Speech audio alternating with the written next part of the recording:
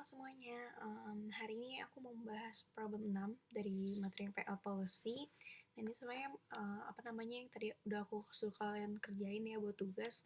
Cuma aku mau jelasin lagi sih, siapa tahu kalian ada yang masih bingung gitu. Jadi nanti juga di UTS tuh bentuk soal tuh mirip-mirip kayak gini, kayak problem 6 gini.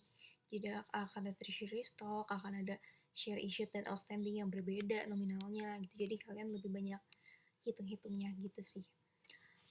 Terus langsung aja ya kita kerjain. Jadi buat yang pertama itu yang harus kita lakuin di sini adalah melengkapi dulu nih dari struktur modal awalnya. Karena di sini struktur modal awalnya tuh masih A, B, C, D, E, F, G gitu-gitu kan, masih belum tahu angkanya berapa. Nah, mungkin kita kerjain dulu ya buat tentuin angka-angkanya tuh berapa-berapa aja sih gitu. Sebelum kita masuk ke struktur modalnya. Nah, sebentar aku rapihin dulu. Oke. Nah, jadi kita baca dulu ya di sini yang mana yang kita bisa langsung tulis. Sebenarnya dari kalian udah banyak yang hampir semuanya sih udah bener sih, cuma siapa tahu aja ada yang masih bingung kan dapat dari mana, dapat dari mana. Nah, di sini kita lihat dulu yang mana yang bisa kita langsung masukin dulu ya, yang udah diketahui gitu kan. Sebenarnya di sini ada diketahui yang terselubung gitu loh di dalam poin-poin ini. Nah, contohnya ini nih, buat yang eh, apa namanya buat yang par common stock dia bilang ya, perbandingan nilai cost treasury stock dan par preferred stock adalah 17:25. Sedangkan par common stock sebesar 10.000. Berarti ini diketahui ya, par common stocknya 10.000. Itu berarti yang E. Kita bisa langsung masukin ya E. Nah, terus dari situ kita cari lagi yang bisa langsung diketahui itu adalah di sini nih, yang di nomor selanjutnya ya. Total nilai common stock ada 38,4% di atas total nilai preferred stock. Nah, pada tahun 2020, Veritel berhasil membeli kembali common stock sebanyak 4.200 lembar.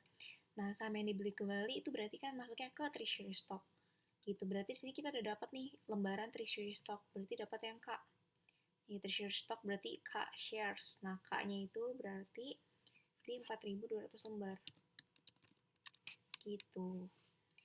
Nah, terus habis itu kita naik lagi ya, kita agak random nih yang ngerjain. Habis itu kita baca buat yang ini nih, yang total preferred stock. Jadi dia bilang nih, total nilai preferred stock adalah 12,5 kali dari preferred stock dividennya. Nah, sementara preferred stock dividennya udah diketahui itu 15 juta. Gitu. Berarti kita bisa kerja yang gede nih. Berarti preferred stock dividennya kan 15 juta. Kita kaliin aja sama 12,5 kali kan ya, 12,5. Nah, ini berarti yang D adalah total dari preferred stock-nya. Nah, terus habis itu kita bisa mencari buat yang ini nih, buat yang nomor C. Ini ya, jadi dia bilang, jumlah preferred stock issued dan outstanding adalah 10.800 lembar lebih banyak dari jumlah treasury stock.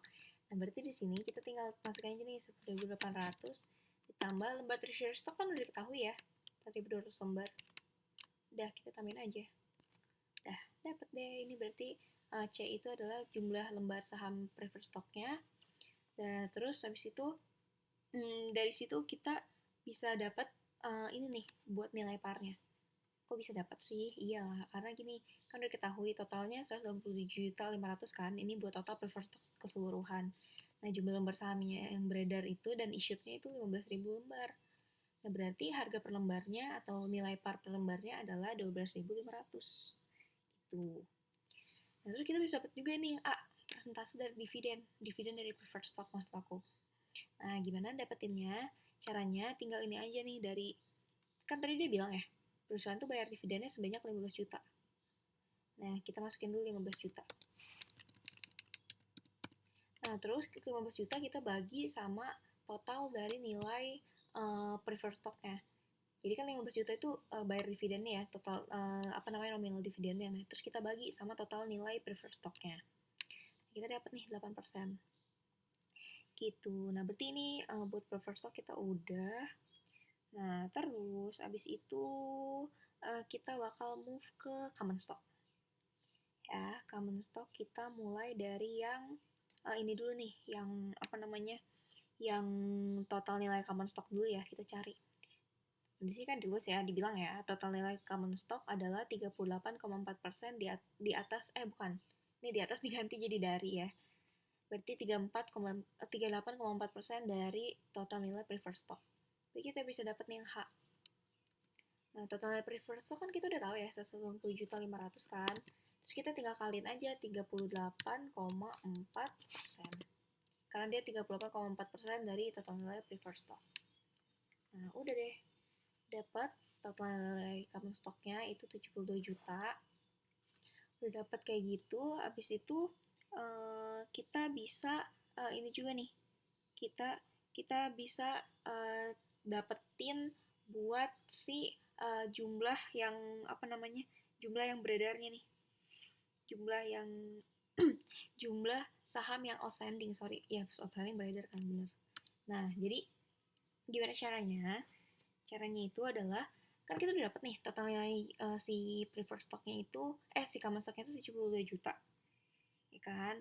Nah terus kita langsung bagi aja, kita langsung bagi sama si ini nih, si apa namanya, si nilai parnya. Kita kan udah tahu ya nilai parnya tadi, nilai parnya itu kan di 10.000 kan, 10.000 per lembar buat common stock. Terus kita dapat deh share issue-nya. Oh iya sorry, share issue bukan outstanding ya. Jadi total saham keseluruhannya deh gitu ya.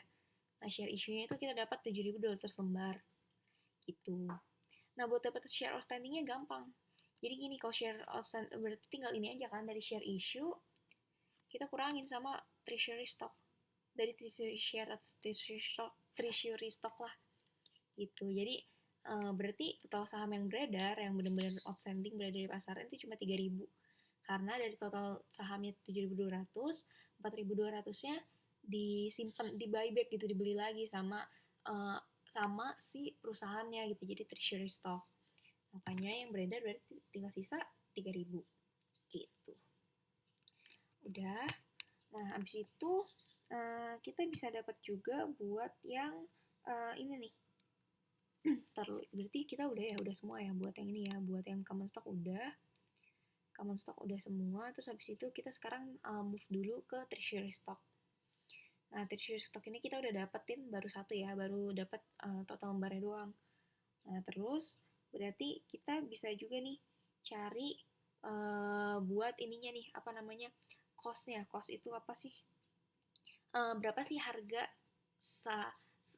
saham itu ketika si perusahaan itu ngebeli lagi gitu ya. Nah, buat ini jadi tadi itu di soal kan dia bilang nih ya, ada perbandingan nilai cost treasury stock dan par preferred stock adalah 17:25. Nah, berarti di sini kita udah bisa dapet nih buat poin yang J, buat costnya. Berarti tinggal ini aja, 17 banding 25 ya, per 25 kita kaliin sama nilai par preferred stock. Berarti par preferred stock itu yang B. Yang B. Nah, kita dapet deh. Berarti ini adalah cost dari si treasury stocknya. Nah, terus kita bisa, kalau ini kita udah dapat cost-nya, kita udah dapat lembarnya juga, berarti kita bisa dapat yang L. L itu total dari treasury stock-nya, total nilainya. Berarti tinggal itu aja, apa namanya, cost kita kaliin sama jumlah lembarnya. Udah. Nah, kalau gitu kita bisa dapat juga nih buat paid-in capital. Jadi paid-in capitalnya itu di soal kan dibilang ya, total paid-in capital dan treasury stock adalah 50.216.000. Nah, kita kurangin sama treasury stocknya, karena kan ini total treasury stock dan paid-in capital. Nah, berarti total paid-in capitalnya 14.516. Nah, terakhir kita berarti udah bisa hitung total equity. Ntar aja ya di sini ya. Oke, kita pindahin dulu nih, aku mau pindahin dulu. Nah, berarti preferred stocknya itu kita udah bisa hitung ya. Di sini 8%, terus par value-nya itu adalah 10.000. Enggak deh, 12.500. 10.000 kan yang itu ya, common stock. Nah, terus habis itu share issued dan outstanding-nya adalah 15.000 lembar. Nah, terus habis itu kita ke common stock nih. Par value-nya itu adalah 10.000. Nah, terus jumlah share yang issued-nya tadi adalah 7.200 ya, yang keseluruhannya. Nah, tapi karena dia ada treasury stock, makanya outstanding itu sisa 3.000 aja. 3.000 share outstanding. Nah, terus habis itu paid in capital udah, terus habis itu return earnings diketahui, terus masuk ke treasury stock. Cost-nya itu tadi yang kita udah hitung 8.500 ya, pas dia beli lagi. Jadi pas lagi buyback itu di harga 8.500. Terus yang jumlah yang beredarnya adalah 4.200. Itu dari ini aja sih, dari share issue dikurangin share outstanding juga dapat kan. Udah, terus kita pindahin dulu nih angka-angkanya. Preferred stock tadi kita udah hitung dapat di 187 juta. Terus common stock itu adalah 72 juta. Terus patent capitalnya itu tadi patent capital itu yang nomor apa sih? Patent capital itu I itu 14 juta. Dan terus return earnings diketahui, terus treasury stock itu yang tadi kita dapat juga 35 juta. Nah, berarti treasury stock jangan lupa diminusin ya guys. Diminusin. Berarti di sini kita bisa langsung sum nih buat total equity-nya. Ini apa namanya total struktur modal saat ini ya. Nah, jadi total struktur modal saat ini itu adalah 488.316.000. Hampir semua dari kalian bener sih buat ini. Udah pinter-pinter ya. Nah, oke. Kalau gitu berarti kita langsung move aja nih buat poin yang kedua.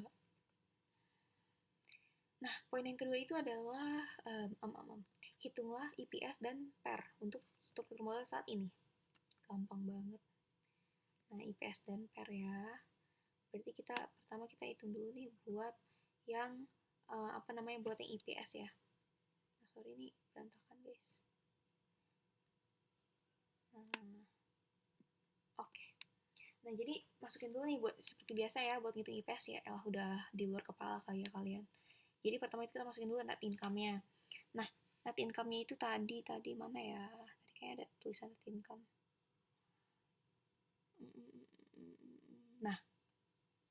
Nah, total laba bersih yang diperoleh Fairy Tail adalah 40% dari return earnings. Berarti net income-nya di sini 40% dikali return earnings-nya 250 juta. Dapat net income-nya 100 juta, terus dikurangin sama preferred dividend. Nah, preferred dividend tadi kan kita udah diketahui juga ya, dia bilang perusahaan membayar preferred dividendnya sebesar 15 juta. Berarti kita tinggal masukin aja di sini 15 juta. Udah, terus kita dapat EFCS atau earning available for common stockholder. Nah, itu adalah sebesar 85 juta. Oke, habis itu kita bisa dapat EPS-nya. Jadi, EPS-nya dari EFCS, earning available for common stockholder, dibagi sama common stock yang outstanding atau yang beredar. Itu 3.000. Karena kan, yang treasury stock itu nggak dikasih dividen. Karena logiknya aja ya, kayak, kan dividen yang ngeluarin itu dari perusahaan. Nah, terus treasury stock kan dipegang sama perusahaan juga kan, gitu kan, di-keep sama perusahaan. Masa sih perusahaan bayar dividen buat ke treasury stock, pemegang treasury stocknya yaitu dia sendiri gitu, padahal ya masuk ke dia lagi gitu loh. Jadi makanya di sini treasury stock emang nggak dikasih dividen gitu, karena hitungannya kayak lu ngasih dividen buat lu dari lu buat lu gitu. Oke, kalau gitu kita bisa hitung EPS-nya adalah dari 85 juta kita bagi 3.000. Dapat EPS-nya 28,3. 28.300 per lembar saham. Nah, terus buat yang PER itu jadi dari market price dibagi sama EPS. Market price itu kan tadi udah dibilang ya, dia itu harga jual saham biasanya 12.000 per lembar. Terus dibagi sama EPS-nya 28.000, berarti 12.000 dibagi IPS-nya 28.300 sekian. Hasilnya PER-nya adalah 0,42. Udah, terus habis itu sekarang kita masuk ke stock split ya. Yang pertama itu stock split 441. Jadi dari 4 saham jadi 1 gitu. Dari 4 saham digabungin jadi 1. Nah, di sini seperti biasanya ininya kopas aja semuanya, karena yang bakal berubah itu cuma di nominal ininya aja nih, di lembar-lembarnya gitu ya, di nilai parnya. Nah, tadi juga banyak yang di tugas itu kalian nggak tulis nih nominalnya di sini, atau ada juga yang nominalnya salah, kayak par value-nya salah ngebagi, atau total share issued dan outstandingnya itu salah ngebagi kayak gitu. Nah itu coba kalian lebih perhatiin lagi ya, karena di situ tuh nanti penilaiannya gede, karena yang dinilai dari kalian bikin bikin struktur modal yang baru ini, yang stock split ini adalah dari ininya nih, dari akun-akunnya ini, dari nama akun-akunnya ini gitu. Jadi jangan sampai par value-nya salah atau total share issued-nya salah, gitu-gitu aja sih. Oke, kita mulai dulu nih ya. Aku jadi udah bikin kayak format gitu sih di sini. Nah, jadi yang pertama itu kita yang bakal berubah nih ya. Kalau misalnya uh, ada stock split, itu yang pertama yang udah pasti lembar sahamnya ya, share issued dan outstanding-nya, terus juga nilai par. Terus karena kita desain dari treasury stock, maka lembar treasury-nya juga bakal berubah dan nilai par treasury-nya juga bakal berubah. Gitu. Jadi kena treasury itu tetap kita hitung, tetap kena di sini gitu sih. Nah, kita mulai dulu ya dari lembar saham yang issued dulu nih buat stock split yang 441. Jadi, kalau yang tadi kan kita udah tahu ya, lembar saham yang issued itu adalah 7.200 saham kan. Nah, 7.200 ini sekarang kita bagi 4. Gitu. Kenapa kita kali 4. Kita kali 4. Kenapa kita kali 4? Karena dari kan jadinya dari satu saham dipecah jadi 4 ya. Gitu. Jadi dari yang awal cuma satu dipecah jadi 4, nah makanya otomatis lembarannya bakal berubah, jadi nambah dong, jadi 4 kali lipat gitu. Makanya di sini lembarnya itu adalah kita kaliin dari yang jumlah yang lembar awal, issued yang awal, terus kita kali sama 4, jadi 28.800. Nah terus buat yang outstanding nih, buat lembar saham yang benar-benar beredar di pasaran, awalnya itu kan tadi cuma 3.000 ya, 3.000 share. Kita masukin 3.000. Nah, terus kita kali 4 juga nih. Tuh, karena kan lembar sahamnya juga bakal 4 kali lipat lebih banyak kan. Nah, sementara buat nilai parnya jangan lupa ini kita bagi. Gitu. Jadi nilai parnya awalnya kan 10.000 ya, lembar saham biasa ini. Nah, terus kita bagi sama 4. Itu karena kan hitungannya kayak kalian tuh cuma beli 1/4 value dari saham yang awal kan. Awalnya 10.000 dapat 4 gitu ya. Namanya awalnya 10.000 dapat 1, dan sekarang dapat 10.000 dapat 4. Berarti nilai per lembarnya bakal berubah jadi 2.500 per lembar. Gitu. Jadi ini kita masukin ya. Nah, common stock par value-nya itu adalah 2.500.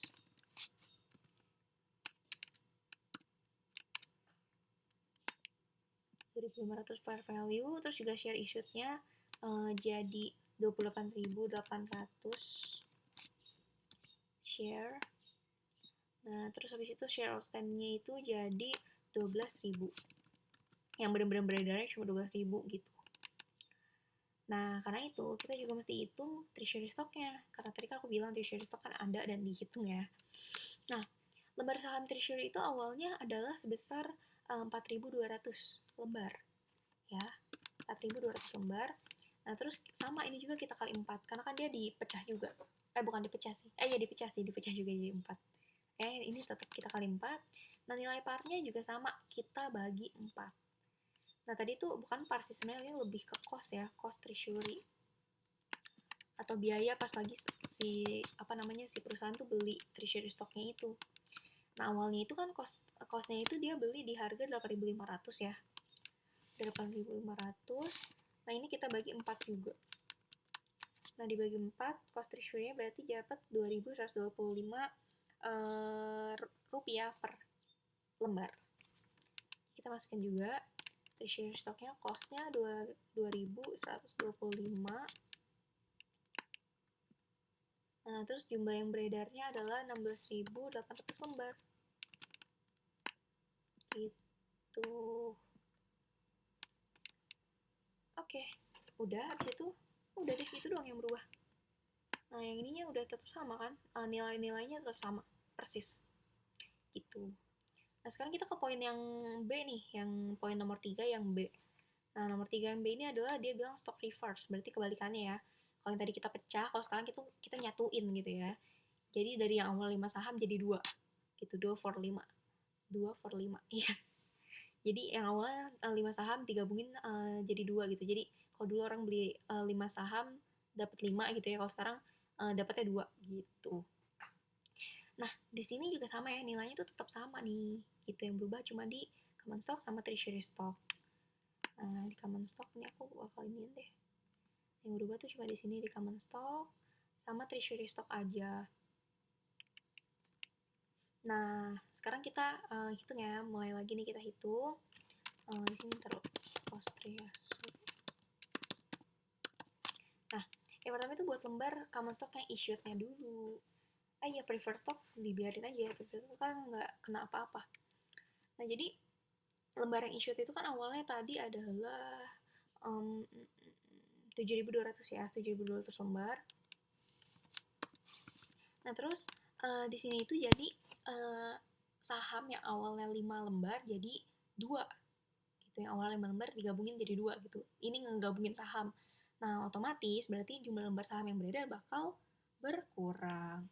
Nah, karena dia bakal Nah, makanya kita kali ini sama 2/5. Jadi 2/5 dikali tadinya awalnya 7.200. Gitu. Ini buat jumlah saham yang beredar, yang issued-nya. Yang outstanding juga sama, awalnya kan dia 3.000 lembar ya tadi. 3.000 lembar. Nah, ini kita kaliin juga sama 2/5. Gitu. Jadi berkurang kan, lembarnya emang berkurang karena kan kita nyatuin lembar saham ya kan. Nah, sebenarnya kalau nilai parnya beda nih. Kalau nilai parnya itu bakal bertambah karena yang awalnya value-nya itu jadi naik gitu loh, jadi naik kan. Nah, makanya di sini buat parnya awalnya kan common stock itu 10.000 ya. Kita kaliin sama 5/2. Nah, ini jangan kebalik ya. Jadi kalau misalnya lembarnya itu kita kaliin 2/5, terus kalau parnya kita kaliin 5/2. Gitu. Ini juga berlaku sama yang lembar treasury. Treasury stock itu awalnya kan cuma 4.200 lembar ya. Nah, ini 4.200 lembar kita kaliin sama 2/5. Nah, lembarnya berkurang kan, dikali 2/5 karena yang tadinya 5 lembar jadi 2 lembar. Nah, sementara costnya juga itu dia bakal bertambah. Yang awalnya tadi 8.500, kita kali 5/2. Sorry. 1.500 kita kali 5/2. Gitu. Kita masukin deh tinggal. Common stocknya itu adalah 25.000 per value. Terus habis itu share issued-nya itu jadi 2.880. Nah, terus share outstanding-nya itu adalah 1.200. Gitu. Dah. Treasury stock-nya juga sama nih, kita masukin juga ya, cost-nya itu jadi naik jadi 21.250. Karena yang awalnya bisa beli 5 ini jadi cuma 2/2 kan ya. Makanya dia jadi naik cost-nya. Share-nya berkurang. Jadi 1.680. Gitu. Habis suaraku. Gitu. Udah deh. Terus sekarang kita bisa hitung ya nomor C, yaitu cash dividend sebanyak 2.500 per lembar. Nah, di sini jadi kita masih tentuin dulu ya. Di sini kita masukin dulu yang namanya cash dividendnya. Nah, cash dividendnya itu berarti dia bilang ya 2.500 per lembar saham. Nah, yang tadi aku bilang kalau dividen itu yang kita kasih cuma buat yang saham outstanding aja gitu. Jadi saham issued nggak dapat dividen. Nah, makanya di sini cash dividennya itu 2.500 kita kaliin sama lembar saham yang outstanding yaitu 3.000. Nah, berarti kita cash dividennya adalah sebesar 7.500. Nah, kalau misalnya kita cash dividen yang kita kasih, yang akan berubah itu cuma di return earnings aja. Kenapa cuma di return earnings? Karena cash dividen itu kan nanti jadi perusahaan tuh ngeluarin uang kan ya, ngeluarin uang ngasih ke si investor-investornya. Jadi yang benar-benar yang keluar itu dalam bentuk uang gitu. Makanya di sini yang laba ditahan gitu ya, return earnings-nya itu bakal berkurang. Gitu. Ini sejumlah cash dividennya. Terus juga kita di sini asumsi ini ya guys. Jadi di sini itu udah di declaration date gitu. Jadi makanya jurnalnya tuh udah nggak dividen payable lagi, tapi udah langsung cash dividend. Return earnings per cash dividend gitu sih. Nah, karena kita ngasihnya cash dividend, maka di sini nilai common stock-nya nggak akan berubah. Karena kan nggak ada penambahan, nggak ada pengurangan ya, common stock nggak diutak-atik kan. Preferred stock juga sama, terus paid in capital juga sama, karena nggak ada nambah modal. Perusahaan kan nggak nambah ya struktur modalnya. Nah, cuma di sini yang bakal berbeda itu adalah di return earnings. return earnings itu bakal berkurang gitu. Yang awalnya dia punya laba 250 juta, dia mesti ngasih labanya itu sebagian gitu ya, 7.500.000 buat megang saham deh. Jadi di sini dia berkurang gitu. Jadi awalnya 250 juta dikurangin 7.500.000. Jadi 242.500.000 gitu. Jadi total equity-nya juga bakal berkurang ya. Jadi total modalnya gitu ya, equity-nya bakal berkurang jadi cuma 480 juta.